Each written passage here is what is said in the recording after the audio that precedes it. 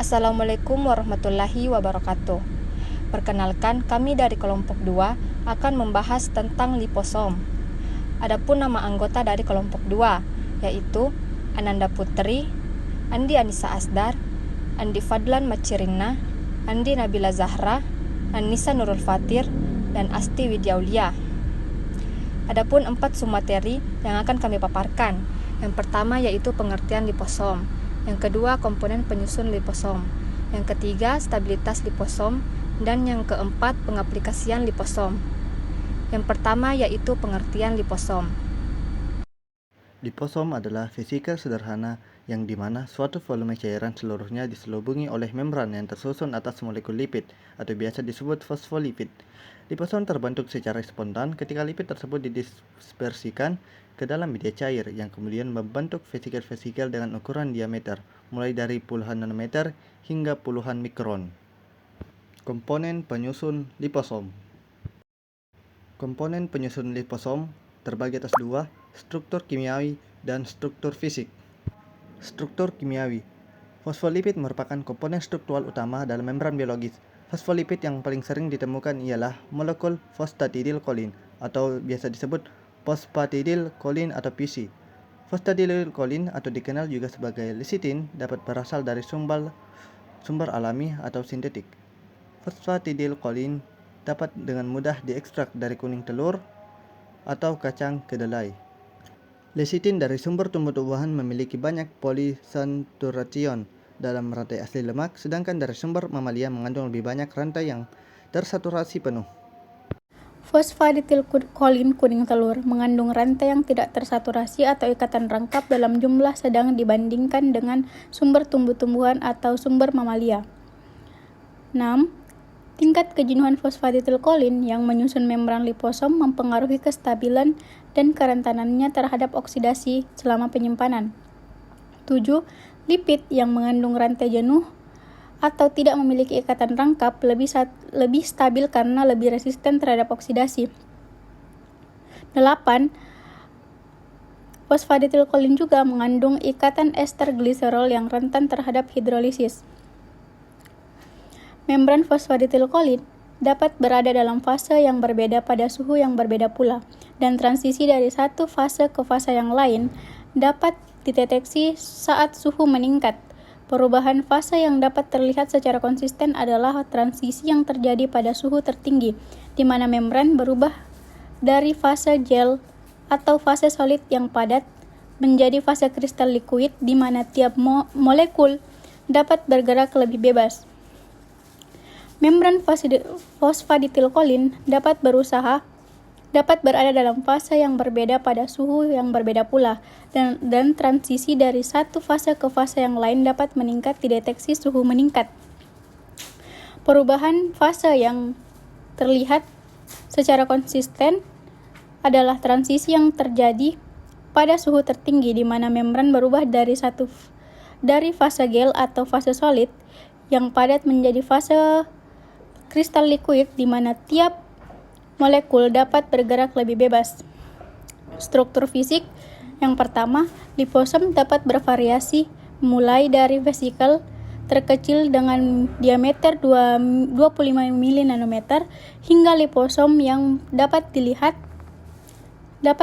di bawah mikroskop cahaya dengan diameter mencapai 1000 nanometer atau 1 mikron. Liposom juga dapat tersusun atas membran dui lapis atau lamela membran konsentrik yang multiple. Yang kedua, perbedaan diameter dan bentuk liposom sangat dipengaruhi oleh lipid penyusun dan kombinasinya. Keseimbangan energi pada membran liposom, elastis, kelengkungan liposom, dan cara pembuatan liposom. Baik, selanjutnya saya akan melanjutkan materi dari teman saya. Yang pertama yaitu kita bisa lihat gambar di samping, yang itu ada gambar perbandingan ukuran liposom dengan struktur biologis lainnya. Yang pertama yaitu vesikel multilamelar atau multilamelar vesicle atau MLV, yang biasanya terdiri atas vesikel dengan ukuran 100 sampai 1000 nanometer. Setiap vesikel umumnya memiliki 5 atau lebih lamela konsentrik. Yang kedua yaitu vesikel unilamelar kecil atau small unilamelar vesicle atau SUV yang didefinisikan sebagai batas paling rendah ukuran vesikel fosfolipid yang masih memungkinkan, yakni sekitar 15 nanometer dari kuning telur murni dan 25 nanometer dari liposom DPPC. Yang ketiga yaitu vesikel unilamelar besar atau large unilamelar vesicle atau LUV adalah liposom dengan salah satu lamela dengan ukuran mencapai 1000 nanometer. Vesikel unilamelar berukuran sedang atau intermediate size unilamelar vesicle atau EUV adalah liposom dengan ukuran sekitar 100 nanometer. Selanjutnya yaitu stabilitas liposom. Stabilitas liposom ada 3 macam, yaitu stabilitas fisik, kimia, ataupun biologis, yang merupakan salah satu persyaratan yang harus dipenuhi sebelum liposom diaplikasikan sebagai pembawa obat. Kekuatan dan kestabilan liposom sangat ditentukan oleh komponen penyusun lipidnya.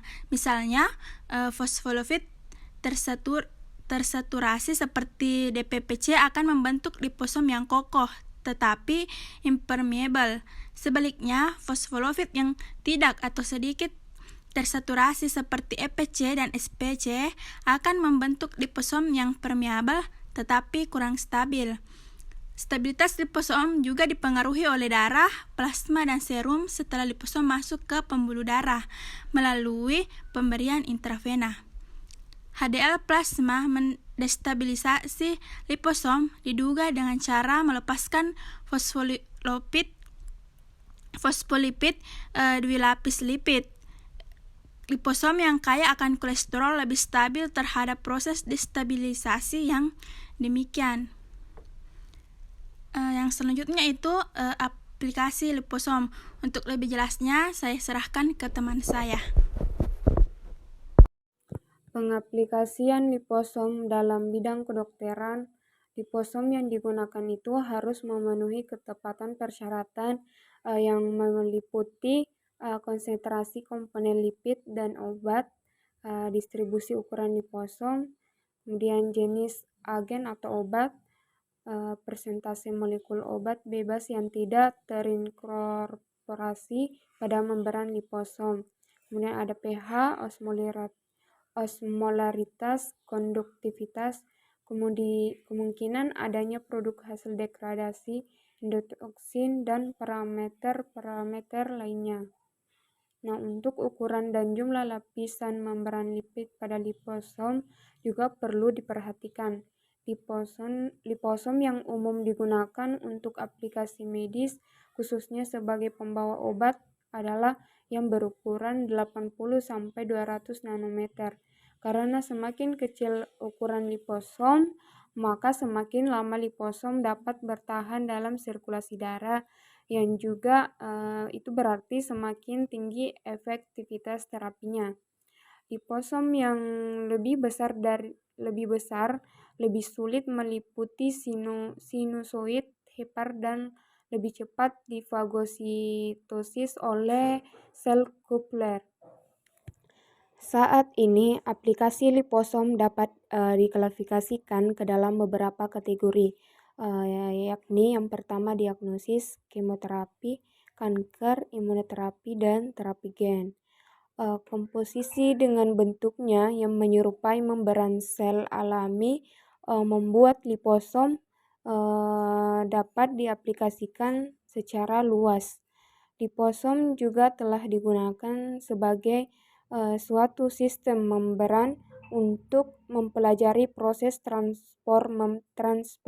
transmembran, permeabilitas dwilapis lipid, fusi membran, dan interaksi protein lipid. Selain itu, pada bidang farmasi, liposom telah digunakan sebagai suatu pembawa obat, enzim, materi genetik, dan bahan-bahan untuk perawatan kulit. peran liposom dalam bidang farmasi. Nah, di sini kita akan membahas lebih dalam mengenai manfaat atau peran liposom dalam bidang kefarmasian. Liposom yang digunakan sebagai pembawa obat atau antigen dengan alasan fisikal ini dapat melakukan berbagai peran. Yang pertama, liposom dapat mengarahkan obat pada target tertentu.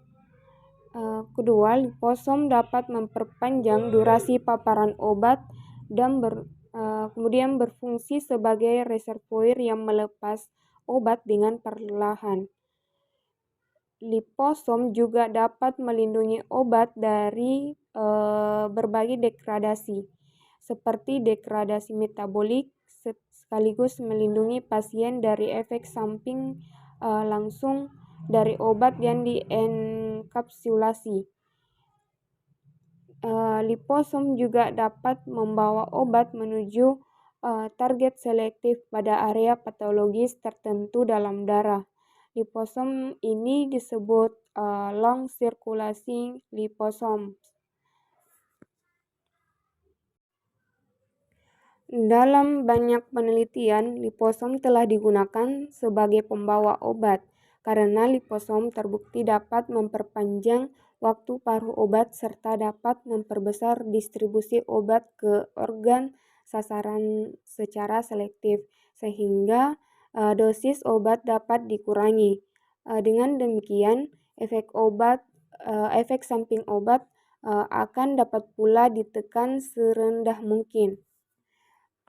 Tujuan penggunaan liposom sebagai pembawa obat dalam farmasi baru direalisasikan pada pertengahan tahun 1990-an.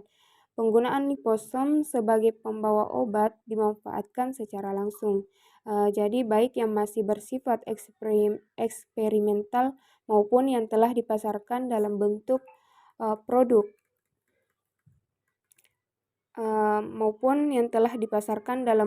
produk parenteral ataupun topikal. Liposom dapat membawa obat dan berbagai jenis molekul seperti protein, nukleotida, bahkan plasmid.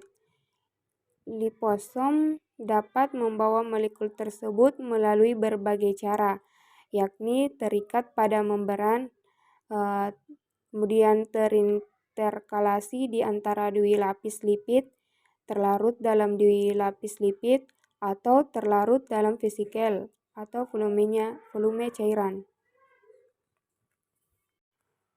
Liposom juga dapat melepaskan isinya melalui berbagai cara.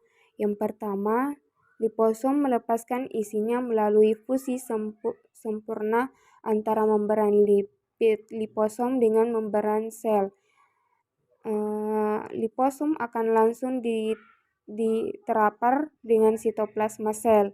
Pelepasan demikian dapat ditemukan pada target sensitif liposomes jika reseptor ligan merupakan suatu sel.